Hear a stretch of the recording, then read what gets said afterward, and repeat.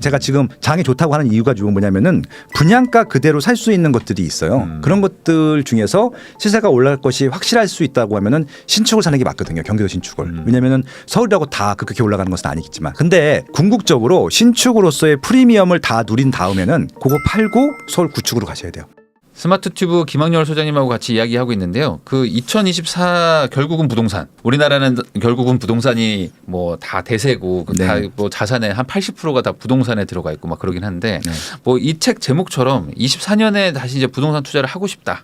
난 이제 이번에 선택하겠다 하는 분들은 결국에 또 어떤 지역을 사느냐. 뭐 금액은 내가 이제 뻔한 거고 어떤 뭐 유망한 지역이라거나 뭐 좀 보고 계신 그런 데가 있을까요? 정답이 딱 정해져 있긴 한데 뭐 이렇게 좀 침체가 돼 있을 때 제일 비싼 거 사라고 말씀드렸으니까 뭐 서울, 경기, 인천이에요. 예, 서울, 경기, 인천이고 그리고 지방의 이제 광역시급들 주로 많이 보고 있고요. 자기가 지불할 수 있는 최대의 경제적 능력치를 활용해서 그냥 제일 상급지 갈 수 있으면 그렇게 가는 것들을 추천드리죠. 아 근데 이제 이게 이런 또 고민이 되지 않습니까? 네. 예를 들어 뭐 서울의 구축이냐 경기도 신축이냐 둘 다 가격은 막 비슷해요. 네. 그러면은 이제 뭐 뱀의 머리냐 요게 꼬리냐 막 이걸 또 선택하는 게 네네. 복잡하다 보니까 네. 그래서 결정이 안 되는데 뭐 어떤 뭐 기준 같은 거 좀 있나요? 그러니까 이게 좀 답이 될지 모르겠지만, 그러니까 신축이 시세가 많이 올라요. 오르는데 그 신축을 얼마에 샀는지가 되게 중요하거든요. 그래서 제가 지금 장이 좋다고 하는 이유가 지금 뭐냐면은 분양가 그대로 살 수 있는 것들이 있어요. 그런 것들 중에서 시세가 올라갈 것이 확실할 수 있다고 하면은 신축을 사는 게 맞거든요. 경기도 신축을. 왜냐면은 서울이라고 다 그렇게 올라가는 것은 아니겠지만. 근데 궁극적으로 신축으로서의 프리미엄을 다 누린 다음에는 그거 팔고 서울 구축으로 가셔야 돼요. 상급 입지에. 대표적인 게 저는 이제 마포구가 2012년도에 마포 레미안 푸르지가 분양을 했어요. 네. 분양률이 15%였어요. 85%가 미분양인데 그때 제가 사라고 막 말씀드렸었거든요. 분양가가 6억이었어요. 6억. 84가. 네. 6억인데 그게 결국 21억까지 올라갔었는데 제 이제 동생, 제 후배는 그걸 18억 정도일 때 팔았어요. 네. 팔고 역삼동에 있는 구축 아파트 갔거든요. 그냥 수평 이동을 해버렸어요. 네. 그렇게 하는 거예요. 네, 역삼동에 10년 차가 넘은 구축 아파트 가는 게 더 이득이죠. 왜냐하면 네. 역삼동 구축 아파트는 30억이 됐거든요. 네. 그런 거잖아요. 근데 마포 레미안 푸르지는 30억까지 못 가잖아요. 그러니까 이거는 새 아파트로서의 프리미엄을 초반에 누린 다음에 상급지 구축으로 갈아타는 게 갈아타기의 정석이거든요. 그렇게 좀 하라고 말씀드리고 싶어요. 아, 아무래도 이제 신축발이 좀 있을 때 그렇죠. 신축발을 충분히 좀 누리고 그걸로 이제 입지 좋은 곳으로 또 가는 식으로 그렇죠. 이렇게 갈아탄다. 근데 아무데나 신축은 안 돼요. 왜냐하면 미분양 신축도 많기 때문에 네. 입지가 좋아지고 있는 곳에 신축이어야 된다는 겁니다. 네.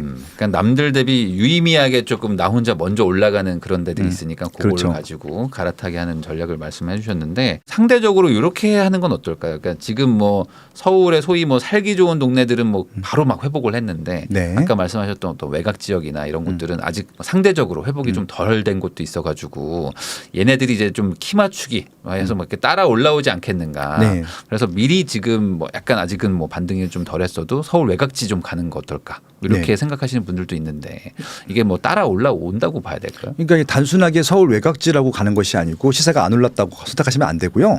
여기에 기본적으로 수요가 있는지를 좀 보시면 좋을 것 같아요. 지금 서울 외곽지 중에서도 저도 보고 있는 지역들이 꽤 있는데 입지 괜찮고 새 아파트 같은 경우는 반등을 하거든요. 결국은 뭐 소름에서 이제 서울 같은 경우는 노도강, 금강구, 중랑구가 좀 하급지일 텐데 거기서도 가격이 빠졌다가 올라가지 못한 것들은 올라갈 수 있을 것 같아요. 근데 이제 그 외에 구축들 같은 경우는 아까 말씀드린 대로 붙어 있는 지역에 예를 들어서 이제 뭐 노도강, 중랑구 같은 경우는 구리나 의정부나 남양주나 하남이랑 경쟁해야 되는데 네. 저요.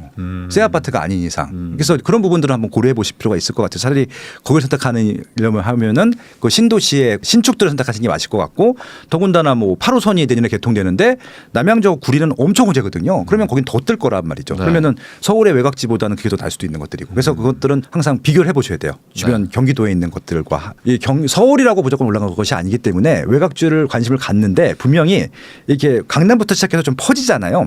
온기가 올 때 받을 수 있는 아파트들이 있거든요. 그래서 이제 그런 것들은 막 교통망도 봐야 되고 아파트 상품성도 봐야 되고 예, 수요도 봐야 되니까 예, 그런 것도 따져본다고 하면은 서울이 지금 반등하다 솔직히 말긴 했거든요. 근데 다시 반등당이 오면 올라갈 수 있는 아파트는 아직도 좀 꽤 있다고 생각을 합니다. 예. 그러면 이제 뭐 어떤 과거처럼 뭐 대세적으로 막 다 같이 올라가고 이런 장이 아니다 보니까 네네. 따질 건 따져봐야 되고 차라리 경기도의 신축급이나 뭐 그런 것들이 뭐 서울 좀 외곽의 구축보다 뭐 나을 수도 있다. 예, 예. 그리고 내년에 또 이제 하나 기대하고 있는 것 중에 하나가 뭐냐면은 노후계획 도시예요. 네. 노후계획 도시라고 하는 것이 이제 1기 신도시 시기에 만들어진 90년대 초반에 만들어지신 100만 제곱미터 이상의 20년 이상 된 택지개발지구에 있는 아파트들인데 그게 재건축 이슈가 있거든요. 네. 근데 서울의 나홀로 아파트들, 구축 아파트들 같은 경우 재건축 이슈가 전혀 없어요. 그것들은 재건축 안 될 거예요, 솔직히. 서울에 있어 하더라도. 재건축이 안 될 아파트가 많고 훨씬 더 많거든요. 근데 재건축이 될 만한 아파트 경기도에 있는 건 더 좋은 거잖아요.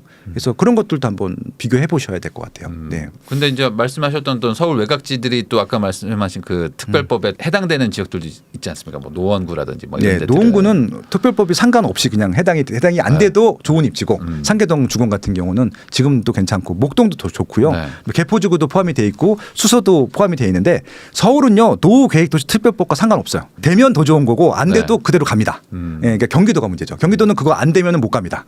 못 가는 지역 아니 다 못 가는 건 아닌데 못 가는 지역이 많아져요. 네. 예, 그 돼야지 되는 것들이고 그래서 그것들 한번 비교해 보실 필요가 있을 것 같아요. 그렇게 따지면은 뭐 서울 외곽에 있는 뭐 재건축 추진 가능성 있는 단지들을 가는 것도 뭐 나쁜 선택은 아니겠네요. 그렇죠. 예, 네. 좋죠. 다만 이제 문제가 그거 아니겠습니까? 이제 이 재건축 뭐 규제를 좀 풀어주고 뭐 지금 이번에 제초안도 좀 완화도 하고 막 하는데 그렇다고 해서 이게 정말 되냐? 네. 재건축이 정말 될까에 대한 걱정들도 많으신데 어떻게 보세요? 이제 재건축 재개발 가능성에 대해서. 그러니까 지금 무조건 재건축이 되는 아파트는 좀 반포주공 1단지로 끝났다고 생각을 해요. 그렇게 사업성이 높은 거. 네. 내 돈 10원도 안 내고 초과익 한수금도 안 내고 돈 돌려받고 예, 돈도 받고 막 두 채를 받고 네. 10원도 안 내는데 그런 단지들은 이제 반포주공 1단지가 마지막이었고요. 네. 지금부터는 다 중층 재건축이기 때문에 추가 분담금이 무조건 들어갑니다. 추가 분담금을 안 내고 할 수 없어요. 네. 이것들이 이제 그 단지 조합원들이 감당할 수 있느냐 없느냐 가지고 결정이 될 것 같고요. 예를 들어서 최근에 이슈가 하나 있었잖아요. 상계주공 아까 노원구 네. 상계주공 5단지가 추가 분담금을 5억을 내라고 했다는 거예요. 그러니까 이제 결국 이제 13평 아파트가 지금 매매가가 5억인데 네. 야, 5억에 사서 추가 분담금 5억을 낼 것 같으면은 이걸 왜 사느냐. 그래서 이제 조합들이 불만이 제기했고 GS건설이 시공사인데 그냥 해지를 시켜버렸던. 그러니까 결국은 이제 한 단지에서 5억이라고 하는 추가 분담금을 낼 수 있느냐 낼 수 없느냐. 그러니까 이게 뭐냐면은 이제 꼭 5억이라고 하는 게 상징적인 금액은 아니에요. 그 입지에서 그 정도 비용을 지불할 사람들이 없으면 못 가는 것들이거든요. 근데 거긴 갈 거예요. 갈 건데 왜냐하면은 5억을 내도 싸거든요. 네. 왜냐면 5억에다 5억 보태서 지금 13평인데 34평 아파트를 공짜로 주는데 그걸 안 받으면 바보지. 예, 그러니까 그건 당연히 갈 건데 그냥 좀 그 시공사랑 실랭이를 하고 있다고 생각합니다. 근데 이게 되게 중요한 이슈가 뭐냐면은 5억이라고 하는 추가 분담금을 냈는데도 주변에 있는 신축보다 뭐 경쟁력이 없어. 그럼 못 가는 거거든요. 그렇죠. 예, 그리고 5억이란 낼 사람이 없으면 못 가는 겁니다. 근데 5억이라고 돈을 낼 사람들이 그 단지를 선택하느냐 이것도 문제거든요. 그래서 네. 결국은 그 조합, 그 단지를 구성하고 있는 조합들의 경제력이 재건축을 갈지 안 갈지를 결정할 것 같아요. 사업성이 중요한 게 아니라 네. 경제력이 더 중요한 것 같아요. 예. 이게 사업성이 나온 단지가 없기 때문에. 예. 그냥 결국에 이제 예전처럼 뭐 그냥 뭐 공짜로 짓는다 뭐 이런 게 없어요. 없기 때문에 결국에 조합원들이 이제 십시일반 부담을 해야 되는데 그러다 보면 이제 당연히 뭐 분쟁도 막 생기고 많습니다. 뭐 예. 싸우고 하면서 뭐 또 지지부진해지고 막 이럴 거라서 이 무조건 된다고 생각하지는 말고 하나하나 또 뭐 알아보고 들어가야 되겠네요. 그러니까 지금 이제 재건축 정비 사업 이슈가 되게 많아요. 그러니까 재건축 말고 재개발도 많은데 지금 서울시에서는 신통기획하고 모아타운 막 밀고 네. 후보지 엄청 지정해 놨거든요. 저는 그거 거의 못 간다고 봐요. 왜냐하면 모아타운이나 재건축 쪽 아닌 재개발 쪽 신통통합기획은 돈들이 없는 지역들이거든요. 다 공짜로 집을 지어주는 줄 알아요. 네. 모아타운이나 신통기획을 해도 공짜가 아니에요. 돈을 내는 거죠. 그러니까 조금 혜택을 받는 거고 공공기여를 많이 해주면 더 많이 해주겠다 그 얘기거든요. 공짜로 집을 지어준 데가 아니라 네. 용적률을 좀 올려서 공공기업 갖고 가겠다는 얘기고 나머지 내가 알아서 하라거든요. 빨리 해줄 테니까. 근데 돈이 없으면 못 가는 거잖아요. 그래서 그런 지역들 중에서 재개발 구역 같은 경우는 못 갈 지역들 너무 많을 것 같고 재건축 지역에서도 신통기획 해줘도 못 갈 지역들이 있을 것 같아요. 그것들은 분명히 따져보셔야 됩니다. 그 재건축 추가이익 환수제 제가 아까 약간 얘기를 했는데 이거 뭐 완화됐다고 해서 뭐 크게 영향을 줄까요? 한강맨션이 네. 7억 8천 내기로 했다가 7억 2천 내는 거거든요. 그게 무슨 놈이 뭐 장난하는 것도 아니고, 예, 그러니까요. 5천만 원 깎아가지고 뭘, 예, 그러니까 한강맨션은 부자들이 사는 단지이기 때문에 갈 수 있는데. 네. 점점 시세가 올라갈 거잖아요. 네. 문제는 생각을 해보세요. 이게 그 추진위 때는 정말 싼 아파트였을 텐데 준공 때쯤에는 비쌀 수밖에 없잖아요. 근데 주변에 다 같이 비쌀지는 모르겠는데 이제 신축만 비싸질 거예요. 월등히. 네. 그러면 격차가 많이 벌어지기 때문에 초과이익 환수금을 안 낼 방법이 없습니다. 이거 여당도 알아요. 그러니까 이 분들이 이게 주요 세금의 원이기 때문에 이걸 없애고 싶어 하는 것 같지는 않아요. 그래서 국민들의 저항을 막는 선에서 받고 싶은데 그러면 더 못 가죠. 더 못 갈 수밖에 없죠. 재건축이. 예. 그러니까 그러면 오히려 지금 그래도 재건축 투자가 정말 맞냐 이게 재건축 초과이익 환수제가 어쨌든 계속 살아 있으니까 이게 그 어떤 기대감은 생기겠지만 이게 현실성이 있을까라는 뭐 의문을 갖는 분들이 좀 있더라고요. 그래서 이제 여러 가지 이유가 있지만 결국 경제력에는 이것도 포함될 수 있거든요. 네. 재건축 초과이익 환수금을 낼 수 있는 조합원들의 경제력이 있는지 그것도 아마 사업성에 반영이 되기 때문에 네. 재건축의 진도 여부, 진행 여부에 큰 영향을 줄 것 같고요. 근데 좀 재밌는 사실은 저 세금을 낸 단지가 아직도 없대요. 그렇죠. 그러니까 그게 너무 아이러니한 거예요. 네. 저기 지금 반포에 처음자로 받았던 그 단지 네. 1억 내는데 아직도 안 냈다고 하더라고요. 이게 무슨 법인지 안 내도 되는 건가요, 그럼? 그러니까 뭐 부과는 하는데 뭐 안 내고 뭐 있으면 좀 징수도 안 하고 약간 좀 네. 애매하게 지금 다들 그래서 지켜보고 있는. 그래서 뭐 이렇게 안 내면 입주 못 한다고 하는데 다 입주해서 살고 있던데 네. 뭐 어떻게 되는 건지 모르겠네요. 네. 그래서 이게 좀 개인적으로는 좀 이 법이 좀 개선이 좀 많이 돼야 될 것 같은데 어쨌든 뭐 조금의 완화는 됐지만 이게 뭐 네. 시장에 막 하자 할 정도로 바뀐 건 아니다. 제가 국회의원분들 가끔 미팅 하는데 그냥 없애라고 노골적으로 말씀드려요. 저게 왜 존재했는지 모르겠다고. 왜냐하면 이게 이익이 실현되기 아니라 나중에 그렇죠. 양도세가 거둘 거잖아요. 네. 그냥 본인들도 모르겠다고 하시더라고요. 누가 만든 법인지 모르겠지만 모두가 네. 모르는 법이 돼버렸네요. 네. 아 그러면 또 요거 하나 좀 여쭤보겠습니다. 그 현실적으로 시청자분들이 뭐 돈이 뭐 내가 많아가지고 뭐 10억, 20억짜리 사겠다 이런 분들보다는 네. 나 이제 뭐 현금 뭐 1억 정도 뭐 2억 있어가지고 우리 맞벌이 해가지고 차근차근 뭐 모아서 집 사자 뭐 이런 분들일 것 같은데 그런 분들은 사실 뭐 5억대 뭐 6억 뭐 이런 아파트를 뭐 보지 않을까. 네. 뭐 많이 봐도. 그렇죠. 근데 여기는 아직 특례보금자리론이 좀 살아 있지 않습니까? 그렇죠. 네, 그러면 요 가격대는 조금 좀 유망하다고 좀 봐야 될까요? 뭐 한 5억이나 뭐 4억 후반대 이런 것들이 좀 어쨌든 대출의 영향으로 좀 유동성이 있으니까. 그러니까 그 금액대가 서울에선 좀 애매해요. 네. 그러니까 아까 말씀드린 상계 주공처럼 재건축을 할 수 있다. 나중에 추가 분담금을 내는 것들을 감수하고 들어가실 분들은 그렇게 하시면 좋겠어요, 솔직히. 근데 재건축 이슈가 없는 5억대, 6억대 아파트들은 솔직히 지금 향후에 가격이 많이 올라갈까 생각해 보면은 별로 일단 재건축이 안 될 것 같긴 하거든요. 네.